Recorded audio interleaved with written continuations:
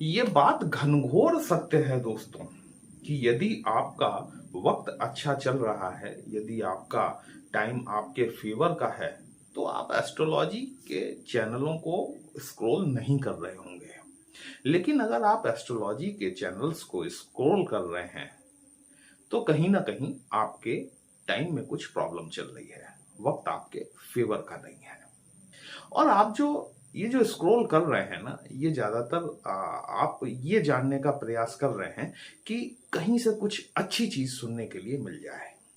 इस बात को याद रखिएगा कि एस्ट्रोलॉजी एक ऐसा प्लेटफॉर्म है जो कि आपके वक्त को बदल नहीं सकता, लेकिन किन चीजों में आपको सावधानी रखनी चाहिए ताकि जो आपका बुरा वक्त चल रहा है वो और ज्यादा बुरा ना हो जाए, यहां पर एस्ट्रोलॉजी आपकी जरूर मदद करती है। बहुत से लोग ऐसे होते हैं जो कि अनसब्सक्राइब कर कर चले जाते हैं क्योंकि उन्हें मेरे चैनल पर कुछ ऐसा विशेष नहीं मिलता। क्योंकि मेरा प्रयास बीइंग एस्ट्रोलॉजर ये रहता है कि मैं आपको उन चीजों से अवगत कराता चलूं जो कि भविष्य में आपके लिए समस्या बढ़ाने वाले रह सकते हैं। तो ऐसे मौकों पर जो लोग मेरे साथ में आकर जुड़ते हैं उन्हें मैं अपना सच्चा सब्सक्राइबर मानता हूं। 29 मार्च 2026 को महत्वपूर्ण परिवर्तन होने जा रहा है। केतु देव अपना नक्षत्र परिवर्तन करने जा रहे हैं।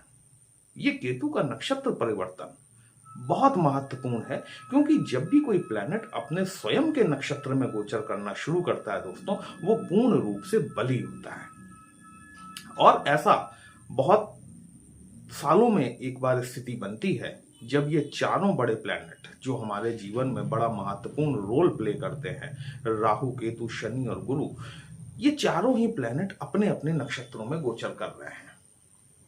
हम आज जो बात करने वाले हैं ना, यहां पर ग्रह तो मैंने आपके पूरे ही लिखे हुए हैं, लेकिन हम जो बात करेंगे वो स्पेशली आपके केतु पर फोकस्ड करेंगे। क्योंकि केतु, राहु के बारे में तो लगभग हर कोई चर्चा करता है, केतु देव को कहीं ना कहीं छोड़ दिया जाता है। जबकि केतु से इंपॉर्टेंट प्लैनेट दूसरा कोई होता नहीं है, क्योंकि केतु देव चुपचाप अपना काम करके चले जाते हैं और हम लोग ढूंढते रह जाते हैं कि किस प्लैनेट ने ऐसा कर दिया।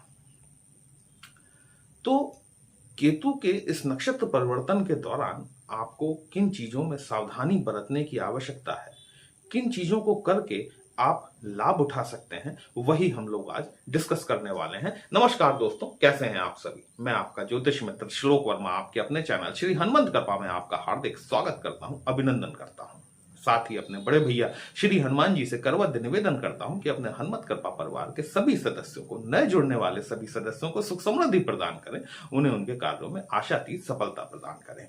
ये जो मेरे पीछे आप 11 का लिखा हुआ अंक देख रहे हैं, ये इस बात को दिखाता है कि या तो आपकी लग्न कुंभ है या फिर आपका राशि कुंभ है।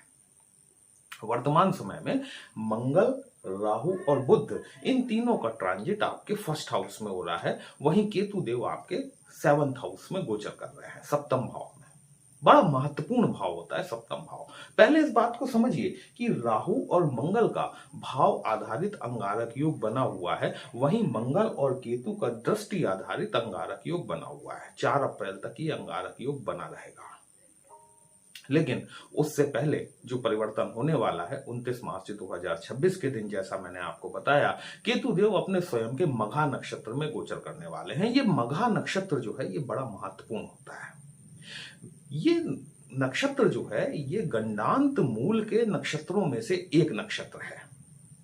कहीं ना कहीं गंडांत नक्षत्र जो होते हैं वो हमारे जीवन में अचानक से समस्याएं लेकर आते हैं, मतलब जिनको कि प्रिडिक्ट नहीं किया जा सकता, अनप्रिडिक्टेबल होते हैं। इस तरह की चीजें आपको गंडांत मूल में, आपका नेटल चार्ट में जो भी प्लेनेट गंडांत मूल के नक्षत्रों में बैठा हुआ है या फिर मघा में जाकर बैठा हुआ है और आप उससे उसकी दशा अंतरदशा के दौरान बहुत शुभ फलों की उम्मीद कर रखे हैं, भले ही वो आपके कितने ही शुभ भावों का स्वामी क्यों ना हो, यकीन मानकर चलिएगा वो कहीं ना कहीं प्रॉब्लमैटिक रहेगा। वो आपको आपकी इच्छा के अनुरूप परिणाम नहीं दे पाएगा।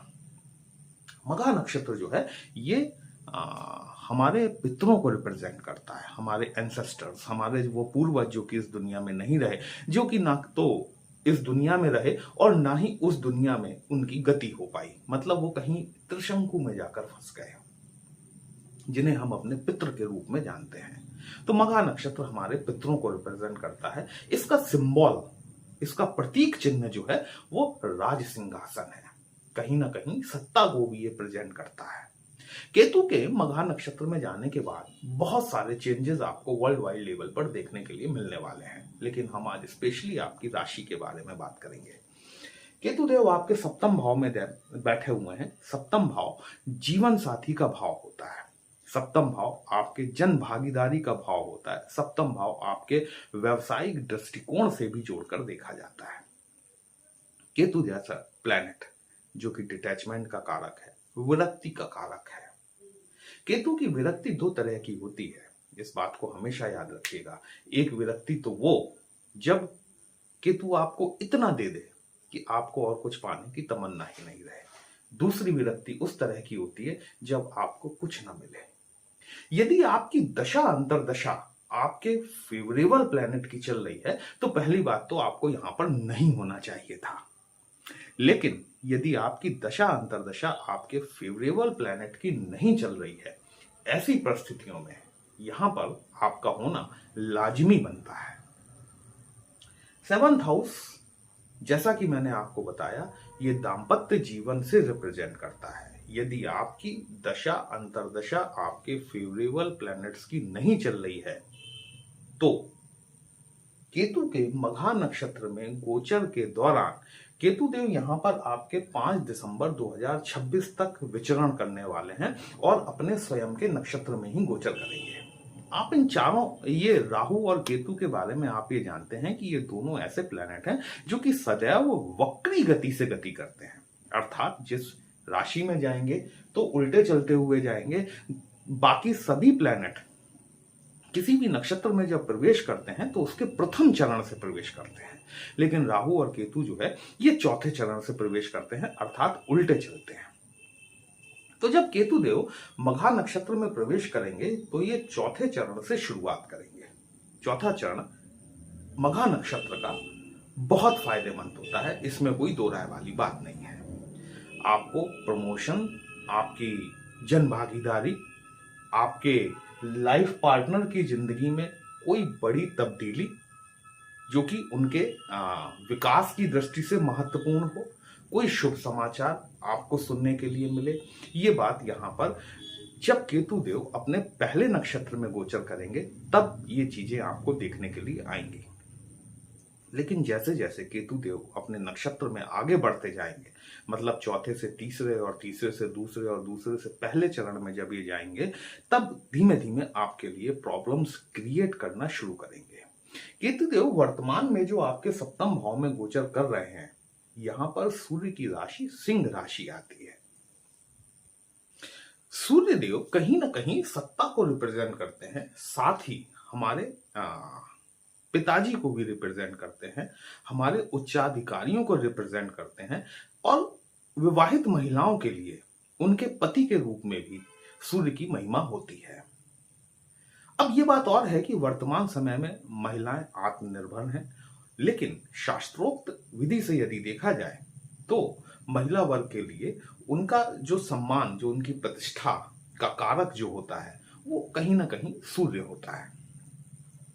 तो सूर्य के राशि में गोचर कर रहे हैं केतु देव, अपने शत्रु राशि में बैठे हुए हैं।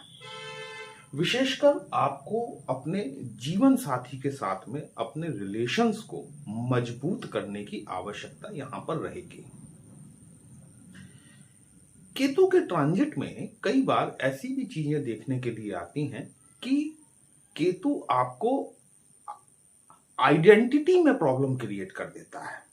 मतलब एक अस्तित्व का संकट खड़ा हो जाता है जीवन के सामने, एक पहचान का संकट खड़ा हो जाता है जीवन के सामने, यदि कि केतु आपकी पत्रिका में शुभ नहीं है। उस कंडीशन की मैं बात कर रहा हूं, क्योंकि जब केतु देव 7th हाउस में बैठेंगे तो देखिए, इसमें बहुत सारे शास्त्रों में विसंगतियां हैं। कुछ शास्त्र केतु देव को दृष्टियां प्रदान करते हैं, वहीं कुछ शास्त्र केतु देव को दृष्टियां नहीं देते हैं, क्योंकि ऐसा कहा जाता है कि जिसके पास में सर ही नहीं है तो उसको दृष्टि कैसी। लेकिन महर्षि पाराशर जी ने, जो कि हमारे एस्ट्रोलॉजी का मूल स्रोत है, अपने पाराशर होरा शास्त्र में केतु देव को दृष्टियां प्रदान की हैं। इसी प्रकार भृगु संहिता में महर्षि भृगु ने केतु को दृष्टियां प्रदान की हैं और ये दृष्टियां राहु के समान ही 5वीं, 7वीं और 9वीं दृष्टि के रूप में जानी जाती हैं। तो केतु जब आपके फर्स्ट हाउस पे दृष्टि डालेंगे जहां पर राहुदेव मौजूद हैं, ये बात ठीक है कि राहु का अपना कारकत्व है, लेकिन कहीं ना कहीं केतु की दृष्टि भी है। इसीलिए मैंने आपसे कहा कि केतु देव कई बार अपना काम करके चुपचाप से चले जाते हैं और हम बाकी के प्लैनेट्स में ढूंढते रह जाते हैं कि राहु की वजह से ऐसा हुआ, मंगल की वजह से ऐसा हुआ। नहीं, ऐसा नहीं होता। केतु बहुत इंपॉर्टेंट प्लैनेट है, जिसको कहते हुए ना कि छुपा हुआ उस्ताद, वो छुपा हुआ उस्ताद है केतु देव।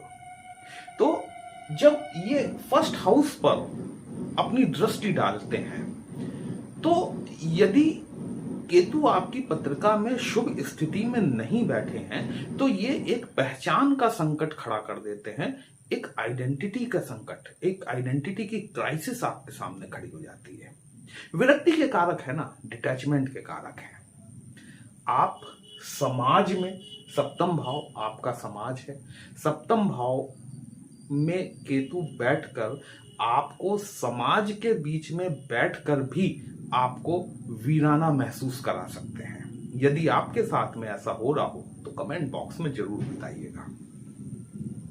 जन भागीदारी, जन भागीदारी आपके कार्य, व्यवसाय, ये सारी चीजों में यदि आपकी पत्रिका में केतु देव की स्थिति शुभ है तो यहां पर आपको बहुत शुभ समाचार सुनने के लिए मिलेंगे, क्योंकि अपने नक्षत्र में जब ये जाएंगे तो महाबलशाली होंगे।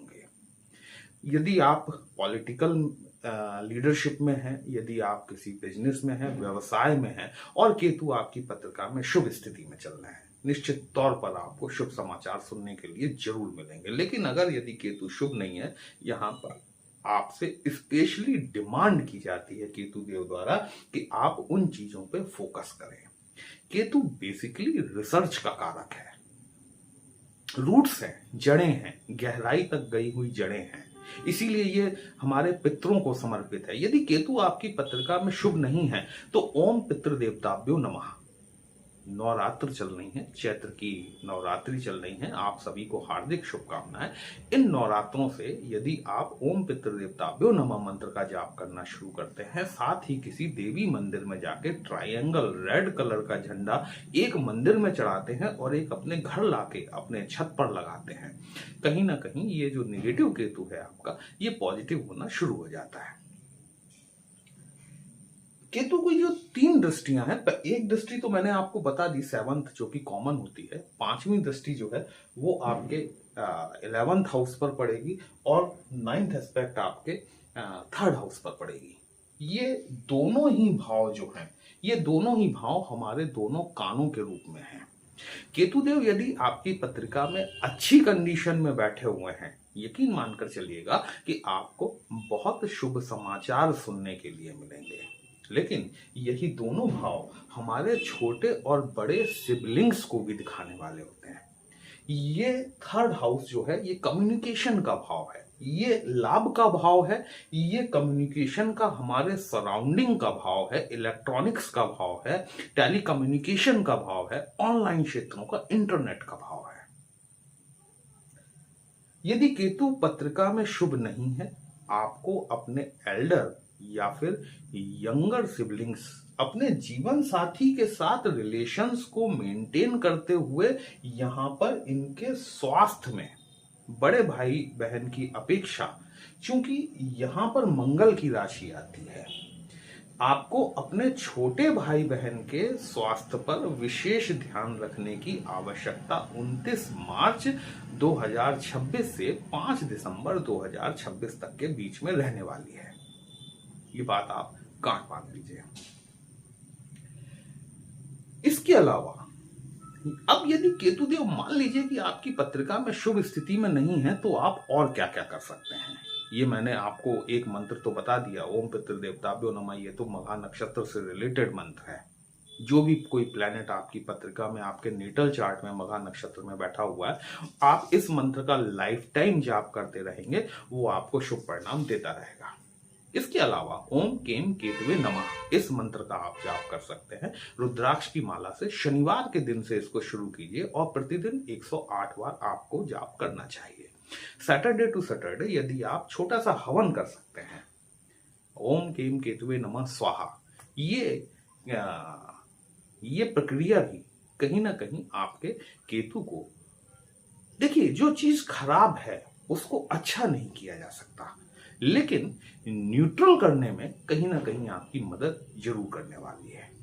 4 अप्रैल तक विशेष रूप से ध्यान रखिए कि ये जो राहु मंगल और केतु का भाव आधारित और दृष्टि जो आधारित अंगारक योग बना हुआ है, आपके रिलेशनशिप में किसी तरह की कोई प्रॉब्लम देखने के लिए ना है।